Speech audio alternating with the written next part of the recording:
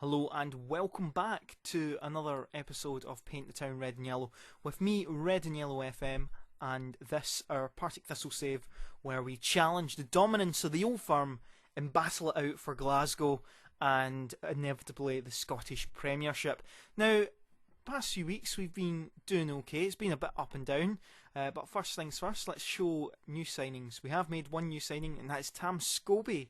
He's left back primarily, though he can play in the middle as well. 26, and yeah, he has some great attributes about him. 16 heading, 14 tackling, crossing, dribbling, not his strongest really for that out and out left back who bombs down the wing constantly. So he's not going to do that, but he is going to give us great cover at the back, good work rate and determination and teamwork as well.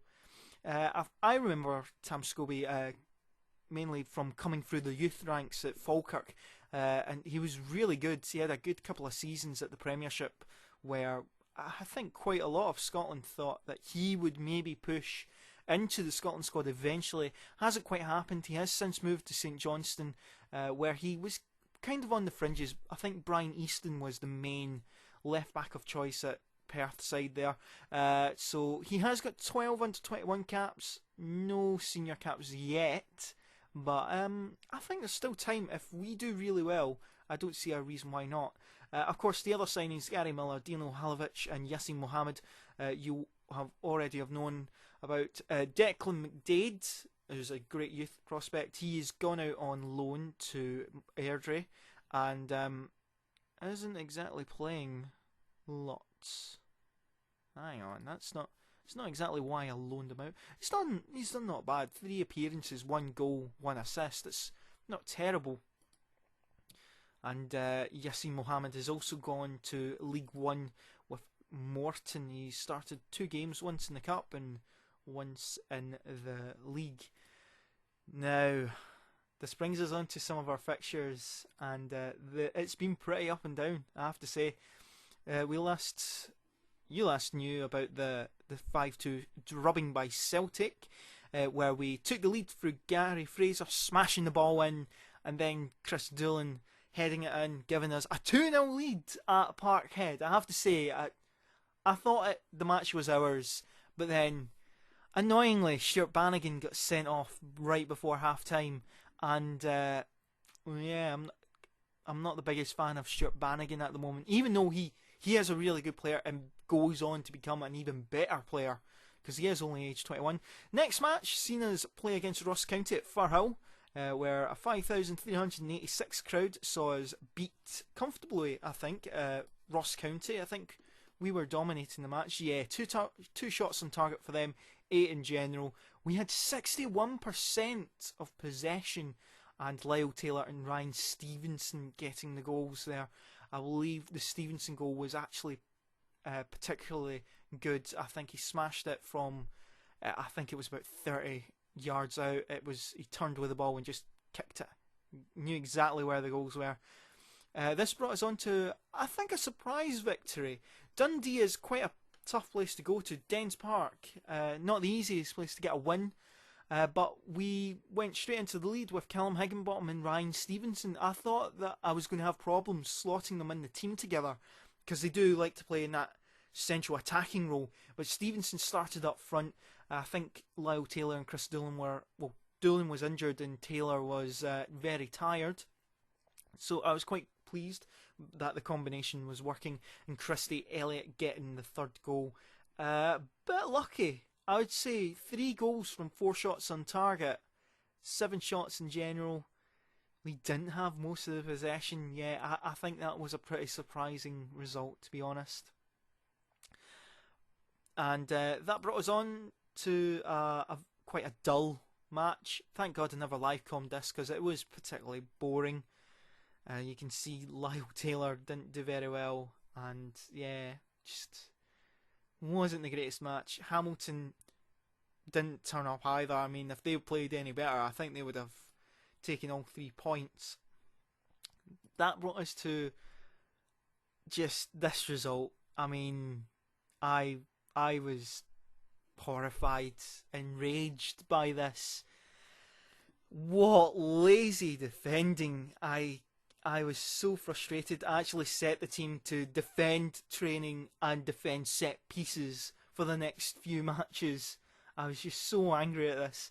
I mean, Stevie Lawless, we go 1-0 up within 5 minutes. I thought, oh great, this is going to be our day. And then Aidan Fulton, he was completely unmarked. He got the goal, and then we just never seemed to be there. I mean, 38 shots and only 16 on target. That's not exactly great shooting. Chris Doolan got the second goal and Conrad Ballatoni, and it was an own goal. It was an own goal at the 90th minute to just... Oh, God. I thought we had it. I thought in extra time we were going to win 4-3. And, I mean, Michael Tidsar, if there wasn't a player I disliked most already, of course played at Rotherham and on loan at Ross County. Let's just leave that there. I do not want to look at it anymore. Which, of course, as soon as you lose a game in FM, you lose the next 2 or 3 without you able to do anything to stop it. And this was kind of one of those matches. And as you can see, Stuart Bannigan got sent off again, which is just bizarre. He's not exactly that type of player. I don't think he's ever been sent off in his professional career ever for Thistle in real life. But this was within 60 minutes to be 3-0 down, and Callum Booth was having a terrible game. This was the moment where I thought, I need to bring in a left back. Callum Booth, I think he gave away the penalty needlessly. I thought it was a free kick at first. It was that close to the edge of the box, and just another terrible result. Most of the players playing pretty awful. We had most of the possession as well, which is bizarre.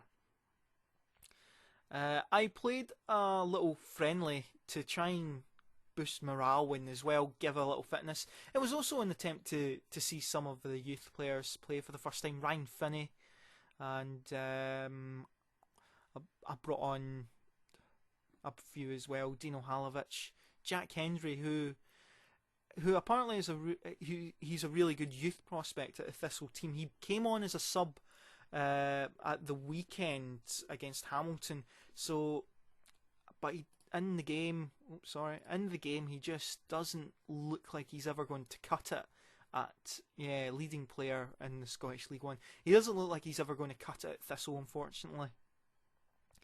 But overall, I was pretty pleased. The Christy Elliott goal was something that I really enjoyed. Stevie Lawless breaks away with 3 Clydebank players closing him down on the left wing, and he just switches the ball. It's a beautiful cross, hit early. Christy Elliott just dribbles it to the edge of the box and then smashes it in, really.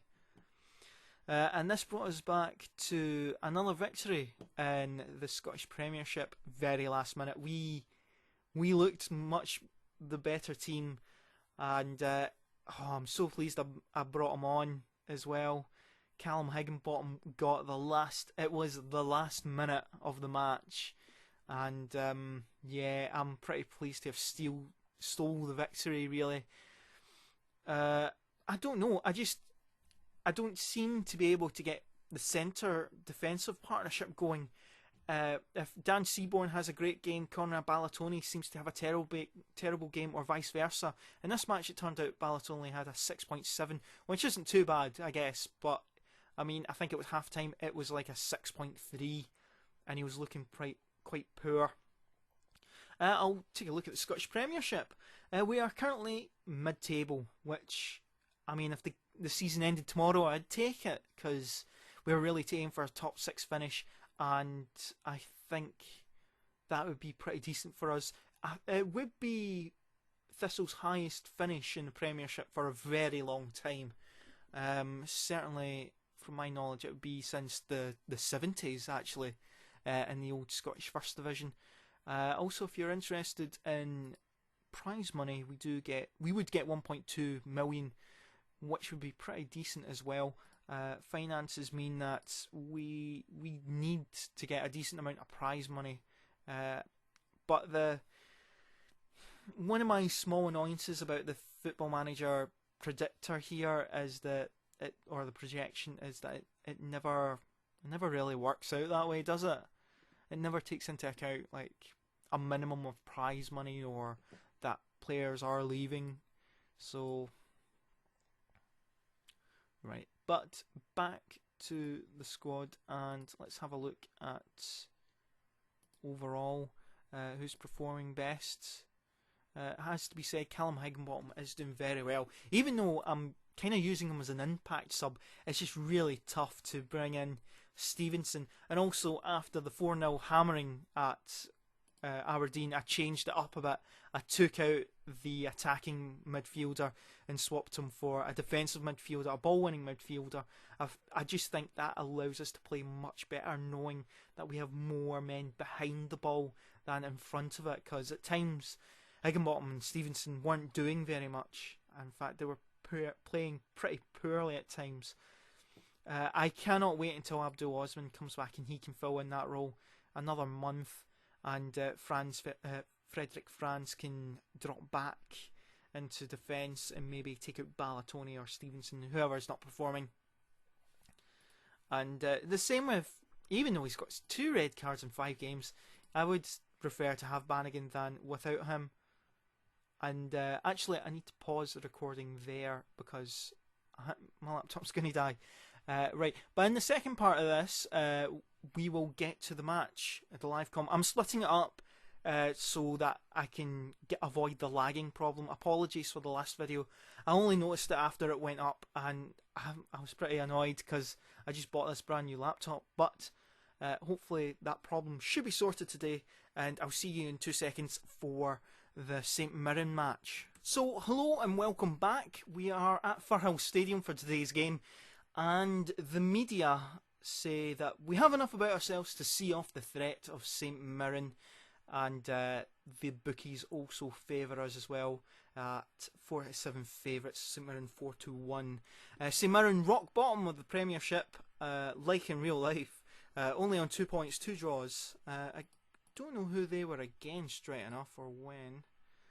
They drew the last match against Kilmarnock, which isn't tough, and at home against Dundee. I don't think Dundee are having a brilliant season either. No, not too great. So these are the lineup. Adam Armstrong, who's on loan from Newcastle, along with Rolando Aarons. So they are 2 very good players for the Scottish Premiership. Other players to look out for: Jim Goodwin's a dirty, Stevie Mallon scored. I think he was voted for goal of the season. I'm not sure if he won it. Go watch it. He takes the ball right round everyone from the midfield and scores a goal. It's very good for an 18-year-old as well. He's a great prospect. John McGinn, another good prospect, as long as he doesn't go near any corner flags and doesn't get speared by them, since that's what Stephen Thompson done in a training ground prank, and then he decided to sue the club. Greg Wild, he's not brilliant. Decent winger, but not brilliant. Who else? Jerome Tesler, who I like for the fact that he, after he left St Mirren, branded Paisley a not very nice place. And I did go to college in Paisley. It isn't a nice place. It's not the nicest place ever. And Mark McCausland, and Ishmael Bozid are decent defenders. Ryan Taylor, on loan from Newcastle. That's quite the signing, actually. He's a pretty good player at this level. Well, for this level. Marion Kello is also a good goalkeeper. So we're lining up with Scott Fox in goals, Tam Scobie at left back, Dan Seaborn and Conor Ballatoni make up the central defensive pairing. Stephen O'Donnell in the right back position. It was a coin toss between him and Gary Miller. Frederick Franz is going to be in the defensive midfield role. Gary Fraser in that roaming playmaker, which he does so well. James Cragen fills in for Stuart Bannigan in the advanced playmaker position. And Christy Elliott Stevie Lawless as the inside forwards, and Chris Doolan up front. On the bench is Gary Miller, Ryan Stevenson, Lyle Taylor, Callum Booth, Sean Welsh, and Callum Higginbottom, with Paul Gallagher being the substitute goalkeeper. Also on the St Mirren bench, Jason Naismith is a pretty good right back. Sorry, he does develop into a really good player. Oddly enough, Isaac Osborne, who played for Thistle this previous season, although was injury prone, and he was actually really good at Aberdeen as well. Right, let's get to the match. So, what is the advice? Not of him, but of Arthur Albertson. Yeah, and I would mark him as well. I would probably mark him and tackle hard on Jim Goodwin to annoy him. And plus he deserves it anyway. Let's give the fans a performance we are expected here. Nobody really likes that. There's a lot more to come from you all. Oh, too happy. I think there's a lot more to come from you. Oh no, too. The striker never cares really. Aye, never cares. Chris Dillon, Stevie Lawless is in, shoot! And it's a good save actually by Marion Kello, but I think Lawless should have put it away. Just waiting. Please, something happen. We're looking good. 8 shots, 5 on target, 4 off, 1 clear-cut chance. Adam Armstrong is injured, which means who's going to come on for him? Callum Bell. Yeah, that's alright. Right, I'm not happy though. I like to say I'm not happy, even if we're just drawing. It does fire up the players. I think that works best unless we lose an early goal, which is always the worry. Come on, you need to close them. That's it. Close them. Just keep them there or close them. That's it. Good tackle by O'Donnell. Elliott. Now let's break away. But that was the pointless start of second half tactic. Okay, I'm going to go attacking, right? Because there's just not much happening. Doolan, someone running space. Oh, Doolan's creating himself. Oh, just hoping for a penalty or something there. We've given away so many penalties, and I'd just like one for us for once. Alright, I think we are going to change it up now. Right. Franz is looking tired, but he is playing very well. But I think it is time we just need to decide who do we go for. We'll go for a shadow striker, right? A cheeky wee shadow striker, and we'll change the advanced playmaker to a deep line midfield playmaker on defence, and we'll go for Stevenson. Oh, nah, Franz is quite tired, but he is playing quite well, so I was thinking of swapping him with one of the defenders. They're both on 6.6, so that's average. Alright, let's go for that. Maybe I should have went with Higginbottom. He did repay me in the last match by scoring a very last minute goal, and I need to hit play. Right. Oh, come on, just do something. Right, Elliott. And is that a second yellow? Is somebody finally going to be sent off against us? Yes! John McGinn gets sent off. Oh god, it's the last 10 minutes. Against St Mirren, bottom team as well. That's not... Callum Higginbottom comes on, and yeah, Lyle Taylor. 2 super subs, hopefully. Oh, please just do something. So if this is such a dull game, I've preferred something not so dull. Oh, that's at the target, but straight down the middle. Really, come on, get it back up. Move the ball forward. Oh, Stevenson, Callum Higginbottom, can he produce some magic out to Tam Scobie? Can he? Oh my god! I knew he wasn't great at dribbling, but I was hoping for something better than that. Whip it in. That's it. Taylor! Oh, he hits the bar! Oh, Lyle Taylor hits the bar and then commits a foul afterwards. And I think that's going to be it. Yeah, last minute. That's full time. That's a disappointing 0-0, actually. I mean, against St Mirren, they're not the greatest team. Yeah, actually, I'm going to be aggressive. That was awful. Lionel Taylor should be demotivated. I mean, he had the golden chance, really. So that makes the league look like this. We move up a place, but that's because everyone else is still to play. So we'll probably slide back down to 6th. We've got a good gap, though, between us and Kilmarnock. Oh, Kilmarnock aren't that good, I have to say. Yeah, not the greatest of teams. So, leave the match. So that just about wraps up the episode. Thank you for watching, and if you liked the video, feel free to hit the like button. And yeah, I hope you enjoyed it. Next match, what is it going to be? Let's have a look. The next match, maybe we should go for the Aberdeen game, actually, because that'd be quite nice if we can avenge the 4-0 hammering and get a good result there. Also, the same mirror match before that. And so yeah, I do plan on, well, maybe I should move it a bit closer for like the St Johnstone game, actually. Now we'll go for the Aberdeen game. And if we get Rangers or Celtic in the Scottish Cup, I don't think they enter it at the 4th round, though. But if they did that, we'd maybe do a double live comm. After that, I think it'd have to be the Celtic game at Firhill. Right, so thanks for watching. I hope you enjoyed it, and keep an eye out for the next episode. Cheers!